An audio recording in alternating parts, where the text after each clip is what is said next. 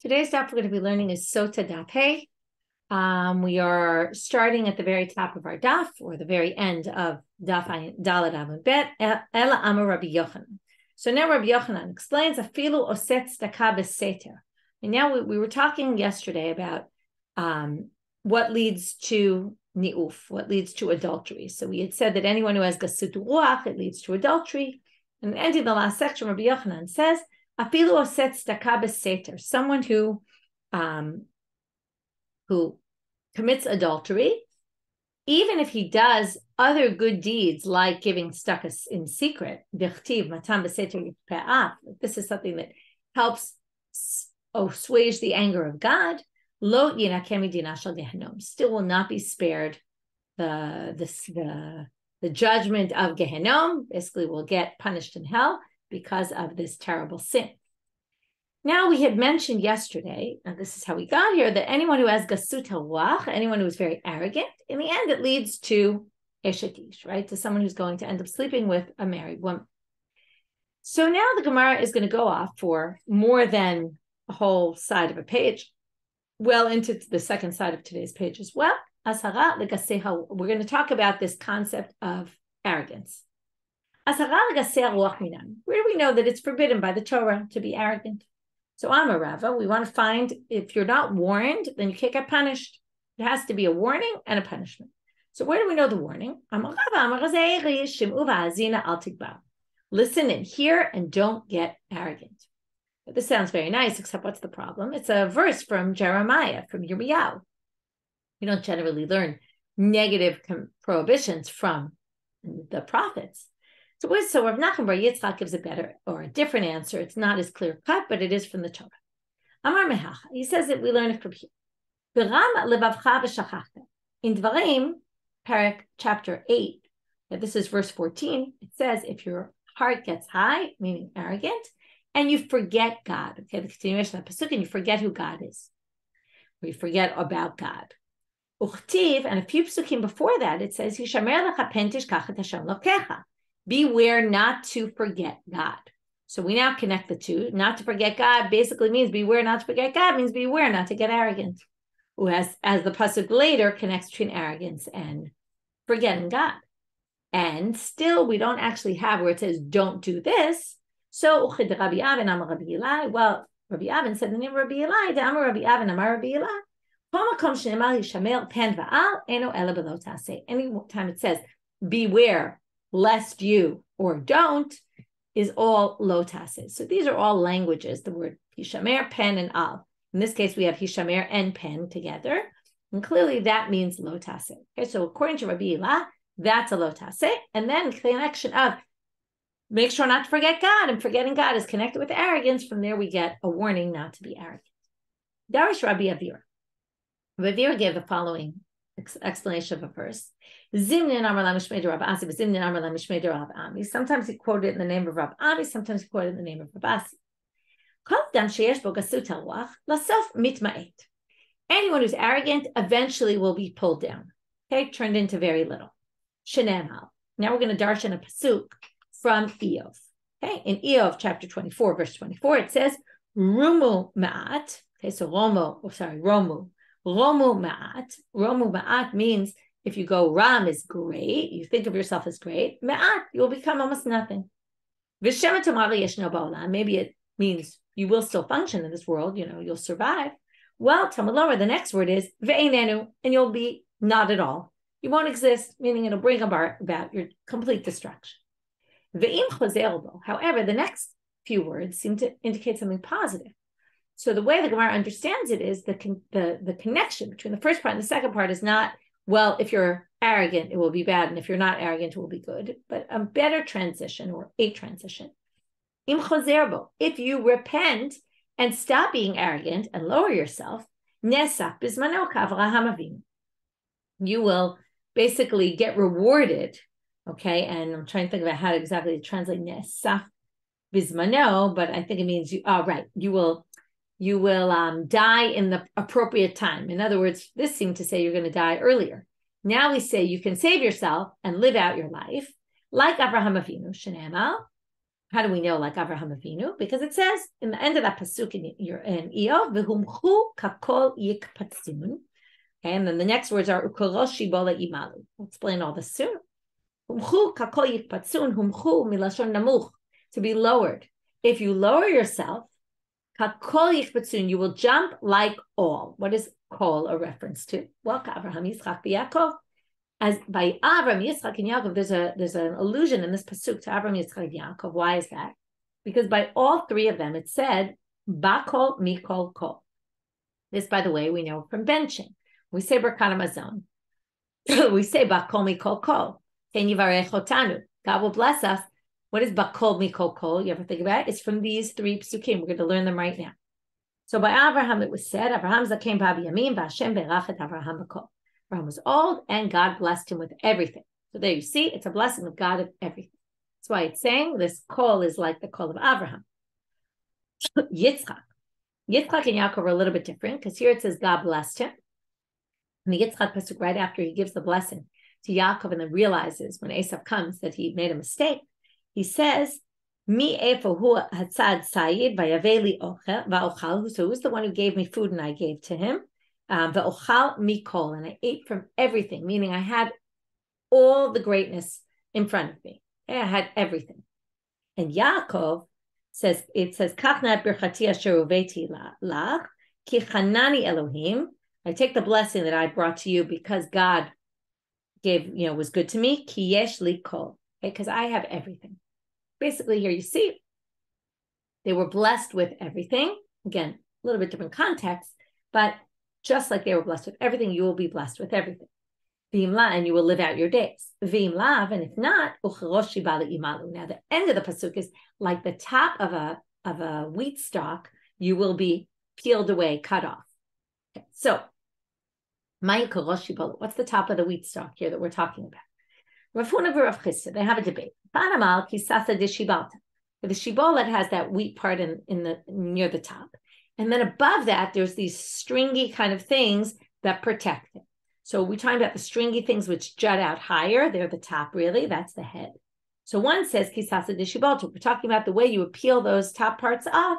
That's what we're referring to. V'chana marka shibolet. That's not. The other one says, no, the stalk itself, okay, where the wheat is.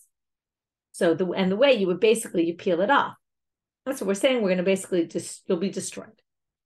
The one who says like the top makes sense. What is rosh shibolet? The top of the shibolet. Makes sense. It's those stringy things. If you say it's the actual shibolet, what is this birosh? When you go into your field, what do you pick? You pick first the things that are at the top. Right? The things that are highest are the ones that are easier to get to. So those you pick first. So likewise, the people who are high and mighty and think they're so great, they're the ones who are going to be knocked out first. Now we're going to learn a pasuk. We'll read the whole pasuk from Yeshayahu Nun Zayin. Kiko Amar Hashem, God is saying, Ram V'nisa. Kiko Amar Ram V'nisa. So said God who is high in his abode. Shochen Ad, he lives forever. V'kadosh Shmo, and his name is sanctified. Marom V'kadosh Eshkon, I will live up in the high abode. Ve'et daka u'shvaruach lachayot. Okay, ve'et daka u'shvaruach, and I will dwell with those who make themselves low. Lachayot ruach shvalim u'lachayot lev nidkeim. Okay, I will help the people who have this spirit of humility in them and the ones who have hearts that are humble. So now we want to know what's this et daka u'shvaruach. So first of all, why is the word et there? They're going to darshan the word et. Rav Huna v'Rav Chisda. Chanamar iti daka. The daka is like lev nidkaim. It's those who are humble and make themselves low. So what is et daka? Iti daka. They will be with me. They learn et as iti, with me. They will come dwell with me above. Now, if you notice the word just before, it said marom b'kadosh eshkon. I live in the high abode, and they will come live with me. The chadamar ani et daka. The other one says God will lower himself to earth and dwell among them. U'mistaber kamanda amar ani et daka. Makes more sense to say that God lowers himself. How do we know? We have an example. God didn't take any of these high mountains to choose to give the Torah on. He went to one of the lower mountains. God lowered himself to Har Sinai, much lower down than the higher ones, which were much closer to the heavens. Below gava Har Sinai lamala. It's not like Har Sinai got taller. Amar Yosef. One thing we should learn from this choosing of Har Sinai. We should always learn from God. Because God chose Har Sinai, which was the lowest. From here we learn the lesson of humility. I'm skipping you could read it, okay, that it's in parentheses. Also the sneh, where Moshe goes to the burning bush. It was a low bush. It wasn't a tall, beautiful tree. You see a person who has, if there is a person who is haughty, you should cut him down like an Asherah tree. Asherah tree was those trees that we use for idol worship. How do we know? Because there's a pasuk that says, the ones who are high and mighty, think of themselves as high and mighty, are Giduim. What's the root Giduim? Which appears with the Asherah. It means to cut down. You should cut down those Asherah trees. So from here you see the same root means they should be cut down like those who worship idols or like idols. Right? Because again, it's the same idea. Being haughty is basically like turning yourself into an idol.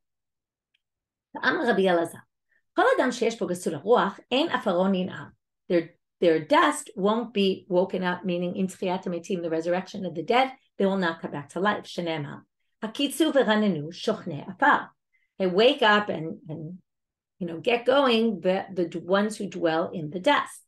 Now, the proper Hebrew would have been those who dwell ba'afar, in the dust, meaning the graves.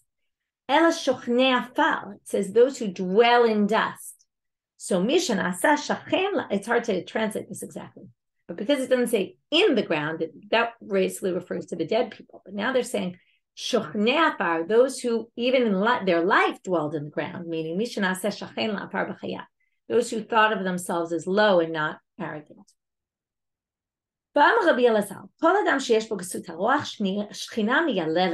The Shechina cries for this person. The Shechina is so sad of what's going to happen to you in the future.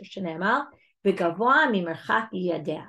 one who is high, from a distance, God will yiyadeh. God will cry for him in the distance. Now, why at a distance? It means in a distance of time, meaning way before they get punished, God sees what's going to happen to them and he cries for them for the terrible things that are going to befall them because of their arrogance, right? Which could mean, number one, they'll get punished, but also we often see that arrogance and haughtiness causes all sorts of problems down the road that basically will bring upon your own downfall. One of them said this. Now,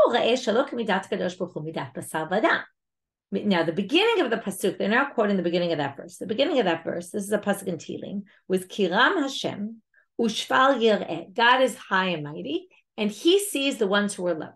So they now say this is a unique characteristic of God. And it's not like other kings or other humans. Midat basar v'dam, regular humans, gavoa ro'eh hagavoa. People on high see things up high. If you're really tall, you'll see things that are high up. You won't necessarily see things that are close to the ground. Ve'ein gavoa ro'eh hashafal, so they won't see things that are low. Okay, but God is not like that. Hu gavoa v'ro'eh hashafal. He's high and mighty, and yet he sees specifically the ones who are low. Shene'emar kiram Hashem ushfal yireh, as we just explained that pasuk. Amar Rav Chisda, v'itei Mar Ukva. Kol adam sheyesh bo besut haruach, Amar HaKadosh Baruch Hu, anyone who has it is haughty. God says, Ein ani v'hu yicholim lador ba'olam. Me and this person, we cannot live in this world together at the same time. We just can't coexist. Shene'emar milashni b'seter re'eu oto atzmit. We'll get back to the beginning of this pasuk in a minute. Giva einayim u'rechav levav, someone who is high in their eyes and their heart is wide. This basically means arrogance. Oto lo uchal. Him I can't handle. Al tikrei oto, don't read it as oto, ela ito lo uchal. With him I will not manage, meaning I cannot handle being in this world with that person. Some people say it, well, the beginning of that verse seems to be talking about people who speak bad about other people, who slander other people. People who talk about other people behind their backs secretly. We have that in our davening, like those who tell on others, but in other words, about their friend. He will be destroyed. So here you see, God also can't tolerate those people.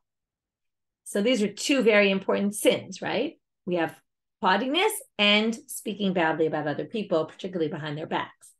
Amar Rabbi Alexander, Kol Adam sheyesh bo gesut haruach, afilu ruach kim'a o charto. Anyone who has arrogance struggles with even the smallest thing that doesn't go their way. It's very difficult for them to handle. Right? We all know there's people who, something happens and it knocks them out of their place, and it's very hard to get back on track. And some people, bad things happen and they kind of absorb it and keep moving on. So according to this Gemara, it's the difference between the arrogant people and the non-arrogant people.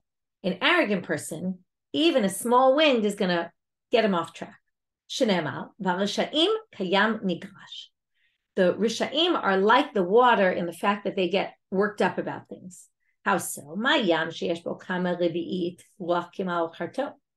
The yam has many revi'iyot, right? A revi'it log is a small amount, right? Like a kiddush cup size. Well, the water has tons of revi'iyot in them. It's a huge body of water, and yet a little something comes and it starts making waves. Well, Adam sheyeh ein bo ela revi'it al acha kama v'kama. He only has one revi'it achat. He only has one revi'it in his body of blood or fluids. Al acha kama v'kama, that this little bit is going to set him off track. So that's the comparison of the rishaim are like the water in this sense. Now, first of all, what does it mean? Humans have only a revi'it of blood in them or a revi'it of water? It doesn't make any sense. Right? It's probably blood. We have way more than a revi'it of blood in our bodies. So there's a whole discussion about it, different commentaries, but the one that made the most sense to me was, I think I saw it in Rashi. Let's look. I'm looking at the wrong page. Yeah. So Rashi says that if you remember from Masechet Nazir, those who learned Nazir, Shiur ze halacha l'Moshe Sinai, sherevi'it dam metameh ba'ohel. Why? Mipnei shehi nefesh. Krina be'al kol nafshot meit lo yavo. Kol nafshot meit lo yavo means don't go into a tent with a nefesh meit. And they darshan that that's a revi'it of blood. So then we even saw, according to Rabbi Akiva, it's two people because it's nefashot. But the point is, a revi'it of blood is the minimum to be considered a soul of a human being. So even though there's more than that, but they mean the basic, what could be the most minimum of a representation of a soul is only one revi'it compared to a huge body of water, which has a ton, and yet they're going to be moved just as much by small, right? The water, which shouldn't be moved by a little thing, all the more so humans should be moved by small things. And that's the connection of the Rishaim. So the Rishaim, when something bad happens to them, it causes waves in their body. They struggle. They can't handle it. But people who are not haughty and arrogant can handle it much better. Now we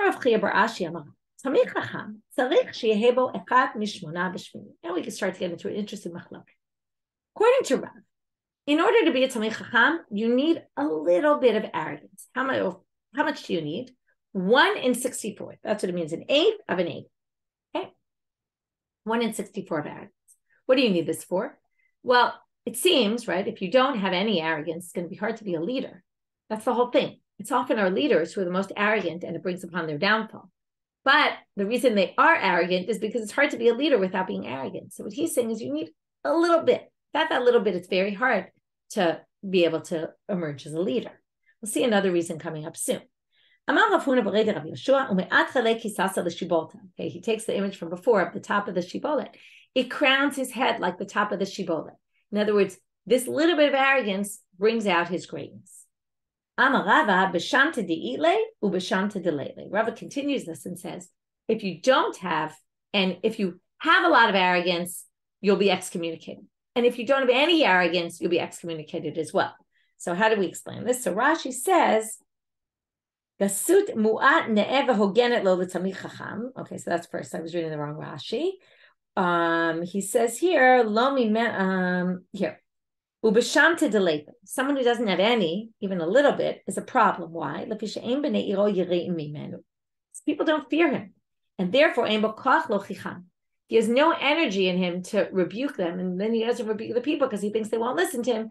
And then he basically will be excommunicated because he didn't rebuke the people. So it's similar to what I said, maybe a little bit, the fact that people won't listen to this leader. And as a result, that will bring about, right, it's not good either. So you need this little bit of arrogance, although not everybody agrees. Not any bit of it. Why? Mizutar, are you mocking? Are you belittling this pasuk? It's despicable to God, any haughtiness, anyone who's haughty, which sounds like any bit of haughtiness, and no, it's not a good thing at all. Amar Chizkiah. Okay, again, the concept of humility. If you make yourself like flesh, what is flesh? Flesh is soft. You make yourself soft, not hard like a rock. Hard like a rock is, I'm great. Shenema, how do we know this? Because it says, once, right, periodically, people will come to bow in the temple. And it says, Yavo kol basal. It doesn't say Yavo kol adam, it says Yavo kol basal. Only one who is rach, soft like basal, will be able to come, right? Like meat will be able to come, or flesh, right? It means like human flesh it's talking about, but we'll come to that. Amar Rabbi Zera, basar, he says another thing, showing the importance of this. Basar k'tiv be vinir pa.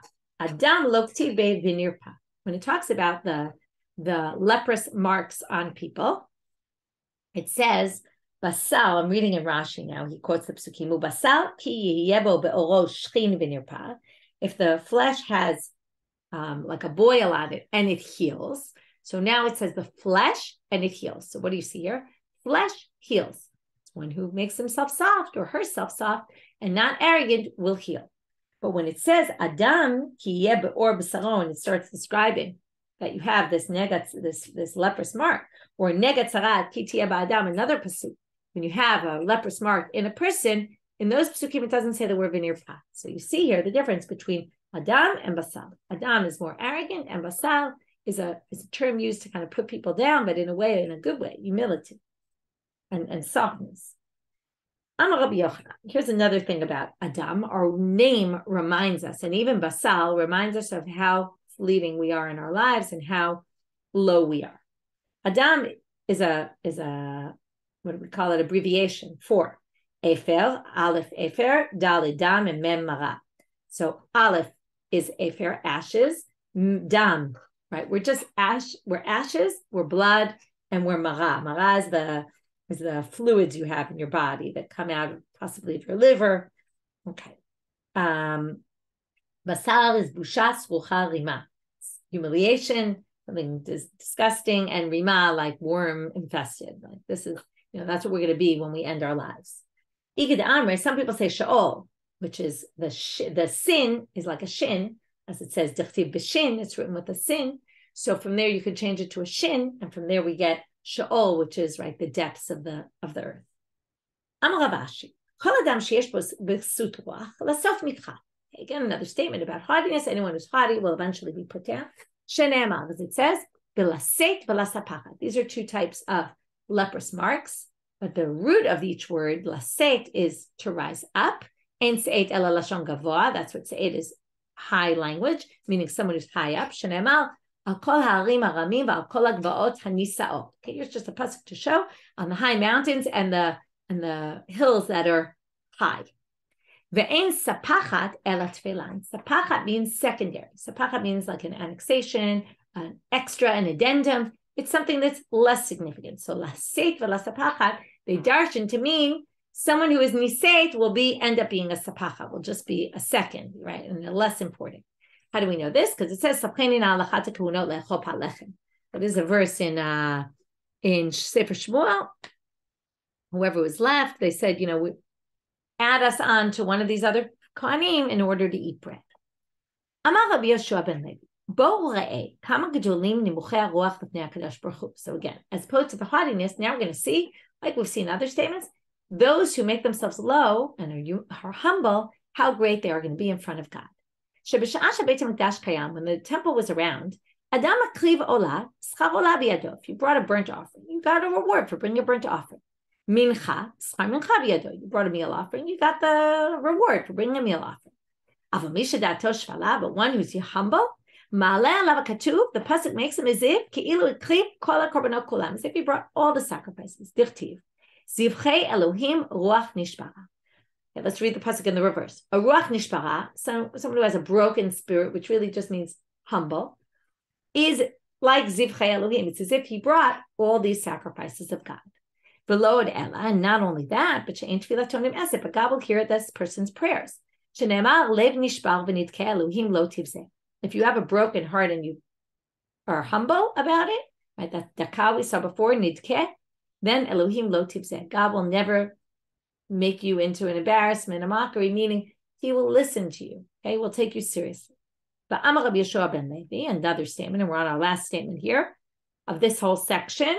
Kol hasham orchotav ba'olam hazeh, sham milashon shamai. A shamai is an evaluator. Anyone who evaluates all their steps in this world, okay, their paths, like where you want to go, what you want to do, and you calculate. So you will see the salvation of God. Okay, when God redeems us, you will see it. Shene'emar v'sam derech, one who puts himself on the way. Ena b'yesha Elohim, will see in the redemption of God. Al tikre v'sam ela v'sham derech. So now they switch. We saw this before. Shin and sin often switch. Also, it switched with samach before. But shin and sin switch. I didn't mention that, by the way. The sin of basar became a samach of shulcha, like something that's rotten. Anyway, so shin and sin often switch. And instead of v'sam derech, they say v'sham derech. If you calculate your ways and think about how you want to go, you will see the glory of the salvation of God. Okay. That was a whole long section that we got to again, because we talked about the connection between haughtiness and adultery, which is our main topic. From there, we got totally off topic into what's the root for haughtiness and why, where do we see a pasuk that tells you can't be haughty, and then we started to see all things that happen if you're haughty. What if you change your ways? What if you this? What about you humble people? What will be good for them, etc. Now we're going to go back to the Mishnah. The Mishnah had said something very confusing. Starts off with, not it starts off, but the third line, Mekanela al pishnai. So the husband now warns the wife. This is the warning stage, with two witnesses. Umashke al pishnai, right? And then he gives her the water with two. So we'll get to that after. Ketzad mekanela. How does he do the kinoi? That stage. There's kinoi, and then there's stira. So what's kinoi? What's stira? Omer la bifnei shnayim al tedabri mishploni. He says before two people, don't speak to this person. Vidi braimo. What if she speaks to him anyway and doesn't listen to her husband? Adayini mutera lebeita. She could still be with her husband. Umutera lechol b'tchuman. If she's married to a kohen, she continues to eat truma. But nichnisaimo lebeita setel. But if she goes into a closed room with him, v'shatayimo kadei tuman. She was there long enough. Asura lebeita asura lechol b'tchuman. She can't eat. She can't be with her husband anymore, and she can't eat truma anymore if she was married to a kohen. So now the Gemara is going to say, wait, hagufakacha. This makes no sense. You said that if he says to you, right, don't speak to this person, that's kinoi. Alma dibor stirai. So that means if she speaks to him, that's going against the kinoi, and that should be stira. And then she should have to drink the Sotah waters after that. That's a breach of what he said. The Hadran Tani, but then it says, dibra imo, if she just speaks to him, she can do everything. Right? She's permitted to be with her husband still. And she could still eat truma. Alma dibor lo klumu. That makes it sound like dibor is nothing. It doesn't make any sense. The kinoi is don't speak to him. And then if she does speak to him and goes against her husband's word, it happens to her. So Amar Abaye hachika. Abaye says this is how you should read the Mishnah. And really it should have said, or could have said, chisur machasr v'achitane. This is missing words, and this is how it should be read, because they're going to basically add words. There's a few options. If he says don't speak and she spoke, or or he said don't speak to him and she went in a closed room with him, or he said don't go into a closed room with him, but she spoke to him only, all those three options, it's still permitted. But what if he said don't be alone with this man, and you have to add these words that don't appear there. So if he says just don't speak to him, that doesn't do anything. But if she says don't go in a room alone with him, and she goes into a room, then you need both those things. He said don't go into a room, and she goes into a room. Then then both are forbidden. Now we're going to go to the very last line of the Mishnah. The last line of the Mishnah is, if after that stage where she goes against, and she basically was alone in a room with this man after he warned her not to be, and then he dies, imet, She can't marry his brother and do yibum, right? Levirate marriage, but she does chalitza. She's still obligated. She can't marry anyone else until she breaks her relationship with this brother by chalitza, which is right, spitting in the shoe and all that. So now the Gemara wants to understand Amai. Why can't she do yibum with the brother? If the husband died and they have no children, obviously we're trying to have no children, otherwise no obligation of levirate marriage. So she should be able to marry him. To which Amar Rav Yosef, we're going to have a few different versions of Rav Yosef. Two will appear in today's daf. We'll see more next daf. Amar Rav Yosef, Amar Kra, the pasuk says, according to Rav Yosef, now we're quoting a pasuk about divorce.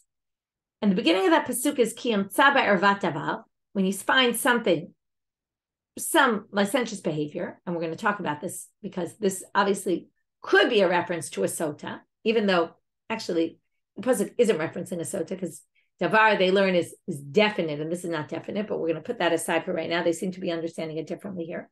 When there's something that's not appropriate about her behavior, and he decides to divorce her, so she goes out of his house and she goes and marries somebody else. Now, why? She could have said Leish. Why do I have to say Ishachel, a different man? So they learn Leishachel, she'll only be permitted to marry someone else. But if she did something wrong with her husband, and on account of that, he divorced her or made her drink the Sotah waters, even if she didn't end up drinking them in the end, she can't be with the Yibum, with his brother. Because Ishacher is someone completely different. His brother is much more similar. Abaye says, okay, well then, according to this, well then, it seems like her relationship is cut with her husband, in which case she shouldn't even need to do chalitza. Chalitza is only when you're supposed to do yibum, but we don't let you do yibum, or you don't want to do yibum. But in this case, it's we don't let you do yibum, so you have to do chalitza. Sounds like, according to this, if we're learning it from the divorce pasuk, they're already disconnected. To which they say, what are you talking about? Amar le ilu ite labal milo baya get. Let's say the husband was still around, and he decides not to give her the Sotah waters. He would have to divorce her. It's not like they're not married at this point because she broke the contract. No, you still need a divorce. So therefore, Ashanami tibai chalitza. So in the parallel case where he dies and the brother steps in, so he can't do yibum because it says, if there was a rat davar, then she can only be married to somebody else, not within the family, not the brother who basically takes his place. But she does still need chalitza because if the husband were alive, they would still be technically married. Some people say Amar Rav Yosef. The Rav Yosef it's proved it different. The pasuk says she leaves the house and she goes and marries somebody else. Same pasuk. Why? Why does she go to somebody else? Once she's gone with some other man, let's assume that's what ervat davar means, and in this case, at least we suspect her of it. So if she stays married, right, she'll destroy the house. You can't have a household built on lack of trust, right? Here she cheated on him. That's really going to destroy the house. So what? We're going to have her marry the brother and she'll destroy his house? That seems like not a very good plan. If this woman is basically getting out of this relationship because we think she's bad news, why would we marry her off to the brother and put him in the same situation? Reasonable question, reasonable explanation. According to this version, now Abaye comes at questions from a different perspective. Last time he said, well, then why does she even need chalitza? But this time, Amar le Abaye in this version, if you think this woman's bad news, then why are we letting her marry? We're assuming this pasuk again. Assuming, even though it's talking about divorce, it's also referencing the Sotah. He finds something inappropriate that she did. So now he sends her out the house and she'll be with another man, which again means she can't marry the Yibum. But now they say, right, because she'll destroy his house, but then she shouldn't marry anybody else because it says she could be with some other man. So Amar le, we'll just continue to the next daf. Mi karaminan ale ba'al korche. Say something very intelligent, which is, if the brother needs to do yibum, then he has to. It's an obligation. Of course, he could always get out of it with chalitza. But yibum is kind of, this is what we're expecting you to do. Marry this woman. You don't want to, okay, you could get out of it, but this is the expectation. A random man on the street who decides to marry her, it's his own, he does it of his own volition. The Torah's not telling him, go marry this woman. It's saying if she wants to, she can marry someone else, no problem. But if they see her for who she really is, they'll be smart enough, hopefully, not to marry her, that she won't destroy their house. But it's their choice. But we can't have a mitzvah which tells someone, go marry this woman who's destroying households, right? Family life. and destroyed his brother's family life, of course you wouldn't say go do yibum. Okay, and that's why we don't do yibum, but yes, someone else can marry her, at least after chalitza is performed, right? And she's no longer connected to this man's household. Okay, that's it for today. Quick review. We had all those drashot about the kasei haruach, about hardiness and how bad it is. From there, we went to understand the kinoi. The Mishnah didn't make sense, and we had to add a whole bunch of words, that there were two different types of kinoi. Either he says, don't talk to this man, in which case, nothing. She won't be forbidden to her husband in that case. He says, don't go in the room. And she goes in the room. You need both those things to happen in order for it to be considered halachically kinoi and stira. That's going to cause her to be forbidden to him and the Sotah ceremony to continue. And then we had, if the husband dies after this, though, then the brother doesn't do yibum but does chalitza. And we saw two explanations of why he doesn't do yibum. One led us to ask why he even does chalitza, and the other led us to ask, well, then how could any other man marry her? And we resolved both those questions. That's it for today. Wishing everybody a great day.